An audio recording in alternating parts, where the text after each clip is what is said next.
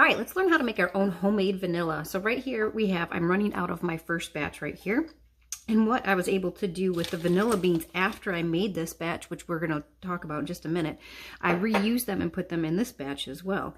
It's a little more alcohol-y, it's a little less vanilla-y, but it still will do a really good trick. And then it's got a double use out of the vanilla.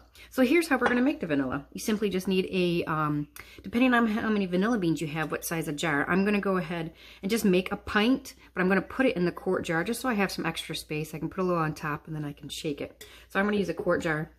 I've got my lid. I've got the plastic ring in here so that I can shake it and it doesn't spill. You don't have to. You can use you can reuse your lids from, you know, from your canning or any kind of lid you have for these. You can use any kind of jar. I just really like glass. So we're going to go ahead and open up. These are Madagascar vanilla beans and native vanilla, and they're organic. And so I'm going to just go ahead and cut them up, cut it open here and release these little guys here. Look at that. Smells good.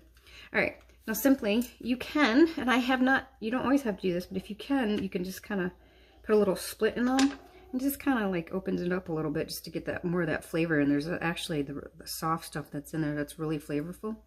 And so we're going to do that on all these. And I'm going to do 10 of them for this. And I'm going to almost fill up the jar, basically. Just some room to go ahead and be able to give it a shake. So let's see. We're going to cut these in half, too. They're a little hard to cut in half, but we're just going to throw them in there. It's hard to cut these, some of them in half. You can use a sharp pointed knife. Maybe that would work better for you. Whatever you have. But making your own homemade vanilla is just another way for a kitchen revival to take back our freedom in food. Just learn how to make our own stuff. All right, so I'm just going to crack them like this. Simple as that, right? There's our vanilla beans in a jar. And this is real vanilla. This is what you pay lots and lots of money for at the store. So this is what I'm saying. Super easy. And we're just going to simply, you can use any kind of vodka, depending on your budget. So I'm going to do about that. That should be good. And then you can tell that it's completely white there, and then it gets really dark as time goes on. So the shortest amount of time that you want to have this vanilla on soaking like this for is 2 months.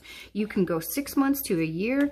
This has been in here since May. I did the first batch was in December last year, and then the second batch was in May.